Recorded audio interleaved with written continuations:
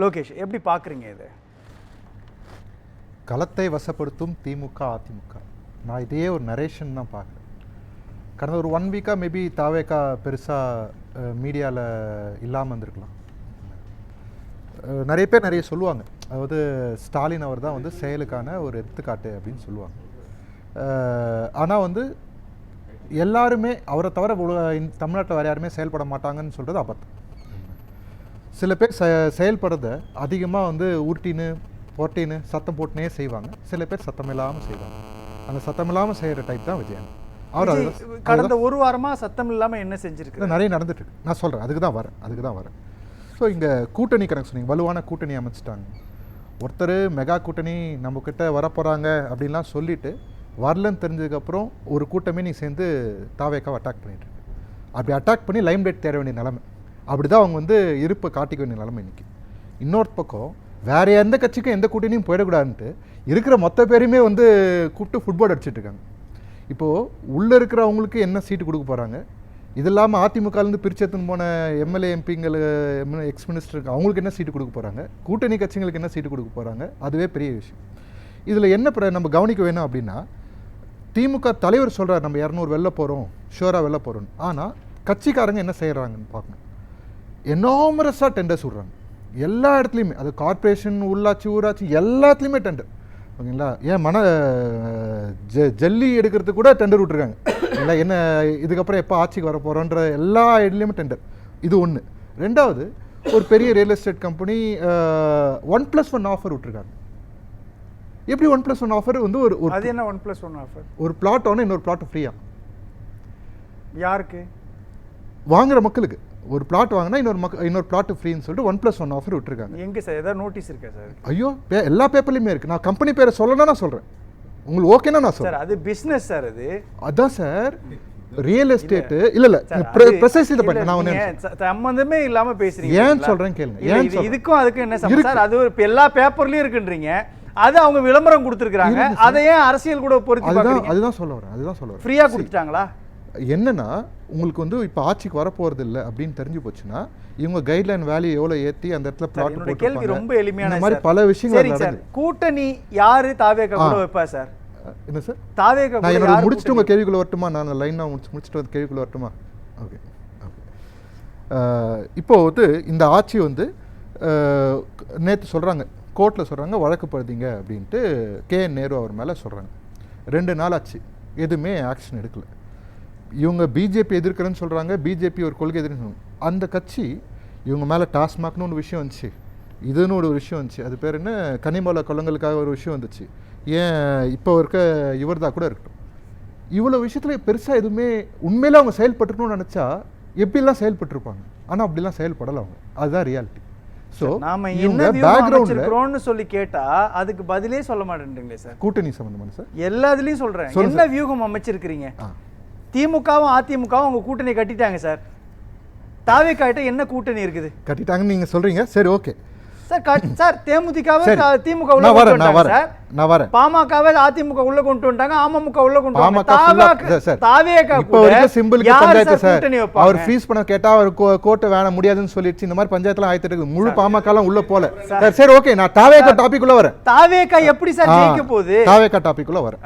இப்போ எல்லாரும் சொல்றாங்க தேர்தல் அறிக்கை எல்லாரும் கொடுத்துட்டாங்க, இவர் 2000 கொடுக்குறேன்னு சொன்னாரு, அவர் வந்து 5000 கொடுத்துட்டு 2000 கொடுப்பனும் சேர்த்து பண்ணிட்டாரு அவரு அப்படின்னு சொல்றாங்க. நல்லா யோசிச்சு பார்த்தீங்கன்னா தேர்தல் அறிக்கை விஷயத்தை முதல்ல அனௌன்ஸ் பண்ணது யார்?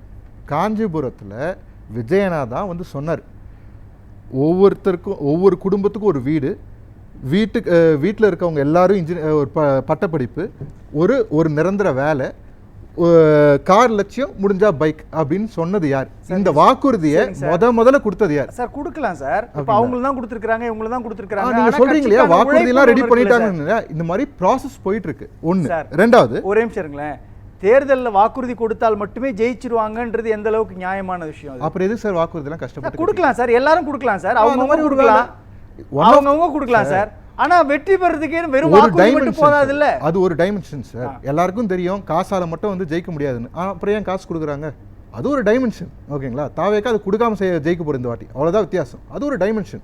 நீங்கள் சொன்னது ஒன்று கூட்டணி. இல்லை சார், காசு கொடுக்காம ஜெயிப்பீங்கன்னு சொல்கிறீங்கல்ல, என்ன சார் வியூகம் அது? அதுக்கு என்ன சார் செய்ய போகிறீங்க? ஒன்று தான் சார், பர்சனலாக சொன்னோன்னா ஒன்று சார், ஒரு கனெக்ட். ஓகேங்களா? இப்போ உங்களுக்கும் எனக்கும் ஒரு கனெக்ட் இருக்குன்னா அது வந்து விஜயனாக்கு அந்த மக்களோட இருக்க கனெக்ட். அந்த கனெக்ட் இன்னைக்கு இருக்கிற எந்த தலைவர்களுக்கும் தமிழ்நாட்டில் இல்லை. அதுதான் மெயின் விஷயம். நீங்க எனக்கு புரியுது. நீங்க வந்து தாவேகாவினுடைய மாநாட்டுக்கு வரவங்களை வச்சு சொல்றீங்க, திமுகவோட மாநாட்டுக்கு அவ்வளவு பேர் வராங்க சார், அதிமுகவோட மாநாட்டுக்கு வராங்க சார். அந்த இடத்துல வராங்க சார், அவங்க மட்டுமே சார் அந்த கூட்டத்தை வச்சு நான் கம்பேர் பண்ண முடியாது சார். அது கூட்டிட்டு வர கூட்டம், அதை விட்டுருங்க. நான் அவங்கள பத்தி பேசவே இல்லை, நான் தாவேகா பத்தி மட்டும் தான் பேசுறேன் சார். நான் கேட்கறது கூடுற கூட்டங்களினுடைய அடிப்படையில் மட்டுமே ஒருத்தர் ஜெயிச்சிட முடியும் சொல்ல முடியுமா? கூட்டங்கள் மட்டும் கிடையாது சார். நீங்க அதுதான் சார் எல்லாரையும் வந்து குறைச்ச எடை போடுறது. இங்கே கூட்டம் கூட்டினா இவங்கெல்லாம் ஓட்டு போட தெரியுமா, இந்த கூட்டத்தை அசிங்கப்படுத்துறது, இந்த மாதிரி விஷயம் அந்த ஒரு பர்டிகுலர் ஒரு ஸ்ட்ரீம் என்ன செஞ்சுட்டே இருக்காங்க. இவங்களாம் யார் சார்? அவங்க இன் ரிட்டர்ன் யார்? இவங்களாம் யாருக்கோ ஒருத்தவங்க வாக்கு அடிச்சிருப்பாங்க, போன வருஷம் வந்துருக்கலாம், இல்லை ஃபஸ்ட் டைம் ஓட்டர்ஸாக இருக்கலாம், ஏதோ ஒரு விஷயம் செஞ்சுருப்பாங்களே. இதே தமிழ்நாட்டில் தான் இருக்கிறாங்க, இவங்களும் வரி தானே கட்டுறாங்க. அவங்க யூஸ் பண்ணக்கூடிய பொருட்கள்லாம் அவங்க வீட்டு வரின்னு ஏதோ ஒரு வரி கட்டுறாங்களே சார். அவங்கள எப்படி சார் நம்ம சொல்ல முடியும்? அவங்க வாக்காளர்கள் இல்லை, அவங்க வாக்கு போட மாட்டாங்கன்னு எப்படி சார் சொல்ல முடியும் சார்? மனசுல சார் ஒரே விஷயம் கூட்டத்தினுடைய அடிப்படையில மட்டுமே எப்படி வெற்றி தோல்வியை தீர்மானிக்க முடியும்னு கேட்கல. நான் என்ன சொல்றேன், அவங்க கூட்டம் இந்த கூட்டம் அவங்க 1,00,000 பேர் கூப்பிடுறாங்க அதெல்லாம் சொல்றீங்க இல்லையா? நான் என்ன சொல்றேன், இவங்க இத்தனை பேர் தன்னிச்சையா வராங்க. ஓட்டு யாருக்கு போட போறீங்கன்னு கேட்டாலே சொல்றதுக்கு யோசிக்கிற ஜனத்துக்கு மத்தியில இவருக்கு நான் ஓட்டு போறேன்ற டிக்ளேர் பண்ணிட்டு அந்த இடத்துக்கு வராங்க. இல்லைங்க சார், ஒரு விஷயம் இயல்பா புரிஞ்சுக்கங்களேன். திமுக கூட்டத்திலயோ அல்லது அதிமுக கூட்டத்திலயோ போயிட்டு நீங்க யாருக்கு ஓட்டு போடுவீங்கன்னு கேட்டா அவங்க என்ன சொல்லுவாங்க? நான் தாவேகாவுக்கு போட போறேன், பாமகவுக்கு போட போறேன் சொல்ல மாட்டாங்க. அவங்க கட்சி தான் சொல்லுவாங்க. நீங்க விஜயுடைய மாநாட்டுல போய் யாருக்கு நீங்க ஓட்டு போட போறீங்கன்னு கேட்டீங்கன்னா அவங்க விஜய்க்கு தான் சொல்லுவாங்க. நான் என்ன சொல்றேன் சார், இவங்க தன்னிச்சையா வந்திருக்காங்கன்னு சொல்றாங்க. அது உங்களுக்கு அந்த டிஃபரன்ஸ் புரியலீங்களா? தன்னிச்சையா வரதுக்கான டிஃபரன்ஸ் புரியலீங்களா? கடைசியா எப்ப சார் திமுக அதிமுக தன்னிச்சையா வந்தாங்க சார்? எத்தனை வருஷம் இருக்கும் சார்? அந்த கேள்வி கேட்போம் சார். கடைசியா திமுக அதிமுக கூட்டத்துக்கு தன்னெழுச்சியா கடைசியா எப்போ விஜயோட கூட்டத்துக்கு தன்னெழுச்சியா வராங்க அப்படின்றதுக்கு என்ன புள்ளி சொல்லுவீங்க நீங்க? என்ன காரணம் சொல்லுவீங்க? இப்போ எங்கேயாவது தாவேக்காலேருந்து எல்லாரையும் லாரியில் ஏற்றி, குப்பவண்டியில் லாரிலாம் ஏற்றி காசு கொடுத்து கூப்பிட்டு வந்திருக்காங்கன்றதுக்கான சாட்சி ஏதாவது உங்ககிட்ட இருக்குங்களா? பேட்டிலேயே சொல்லியிருக்காங்க, நாங்கள் 10,000 இங்கேருந்து கொடுப்போம், அவங்க 10,000 போட்டு வருவாங்க, 50-50. ஆனால் உண்மையை சொல்கிறேன், ஒரு வார்த்தையை ஒத்துக்கிறேன், இதெல்லாம் கூட்டப்படுகின்ற கூட்டம், அது தானா கூடுற கூட்டம் கூட தான் ஒத்துக்கிறேன்.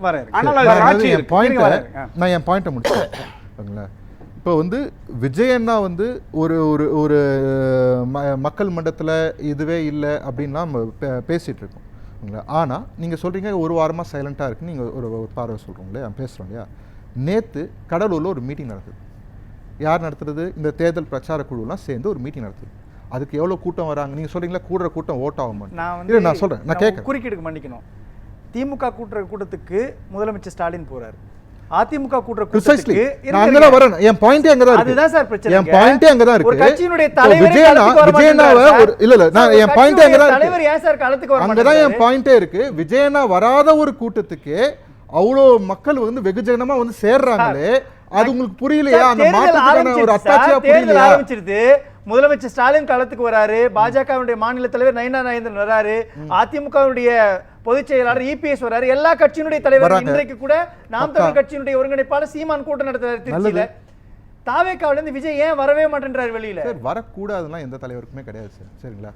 வரக்கூடாதுன்னு நினைக்கிறவங்க எதுக்கு சார் ஒரு மாசத்துக்கு முன்னாடியே போயிட்டு ரூல்ஸை ஃபாலோ பண்ணி மாசத்துக்கு ஒரு கூட்டத்துக்கு மட்டும் வெளியில வந்துட்டு வாக்குகளெல்லாம் அறுவடை பண்ணிடுவோம், ஆட்சி மாற்றத்தை ஏற்படுத்திடுவோம். நான் இப்படி கேட்கறேன் சார், இப்படி கேட்கறேன். ஒரு ஃபர்ஸ்ட் ஒரு அதாவது இந்த பிரச்சாரம்லாம் ஆரம்பிக்கிறதுக்கு முன்னாடி ஒரு உத்தேச பட்டியல்னு சொல்லிட்டு ஒரு லிஸ்ட் எடுத்துட்டு போயிட்டு ஐஜி ஆஃபீஸ் டிஜிபி ஆஃபீஸில் கொடுக்குறாங்க. அங்கேயே அப்ரூவல் கொடுத்துருந்தா எல்லாத்துக்கும் முடிஞ்சிருப்பு இருக்குமே, ஏன் கொடுக்கல? நாங்கள் அதில் மாதத்துக்கு ஒரு இடத்துல இல்லை, நீங்கள் அந்த உத்தேச பட்டியல் பார்த்துருப்போம், ஞாபகம் இருக்கும். அப்படி வரணுன்ற எண்ணம் கிடையாது. சிச்சுவேஷன் அப்படி இருக்குது சார். இதெல்லாம் இந்த ஆட்டம்லாம் இவங்களுக்கு கையில் பலம் இருக்க வரைக்கும் தான்.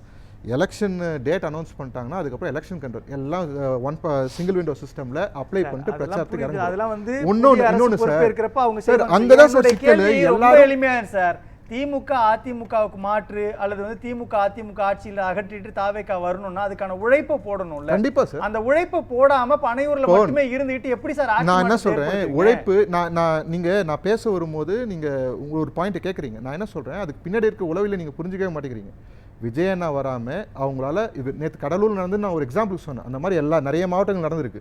அத்தனை இடத்துக்கும் மக்கள் வந்து வெகுஜன மக்கள் வராங்க, தேடி வராங்க அப்படின்னா அது அந்த மாற்றத்தை தேடி அது நடக்குது. இவங்களும் உழைப்பு போடுறாங்க. உழைப்பு போடாமல் இது கூட்டத்தை போடுறாங்க, பேசுகிறாங்க. அதுக்கு ஒரு குழு தனியாக இயங்குது. அறிவிப்பு, அதாவது இந்த தேர்தல் அறிக்கைகளை செய்கிறதுக்கு அதுக்கும் ஊராக போயிட்டு மக்கள்கிட்ட கருத்து கேட்டு அந்த சில அமைப்புகளை கருத்து கேட்டு அதுக்கு ஒரு மீட்டிங் நடத்தி விஜயநாயிட்ட அதை ப்ரெசென்ட் பண்ணுறாங்க. அதில் அவர் என்ன ஓகே பண்ணுறாருன்ற ஒரு தனி.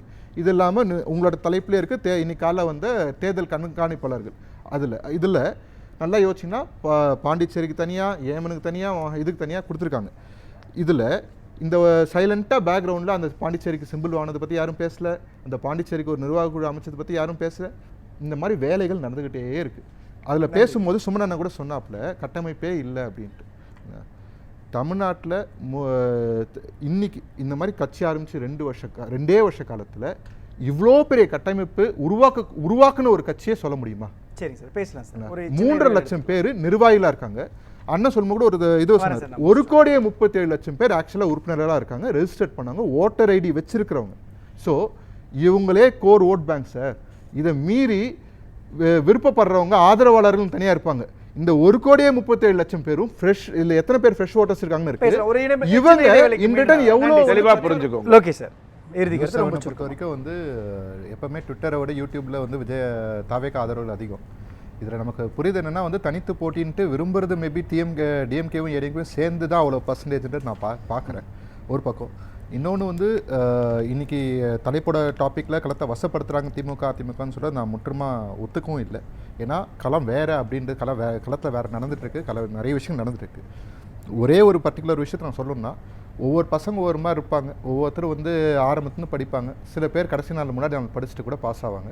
இதில் விஜயண்ணா வந்து பிரச்சாரம் பண்ணும்போது அவர் பலம் என்னன்ட்டு எல்லாருக்குமே. நன்றி சார் நிகழ்ச்சியில் பங்கேற்று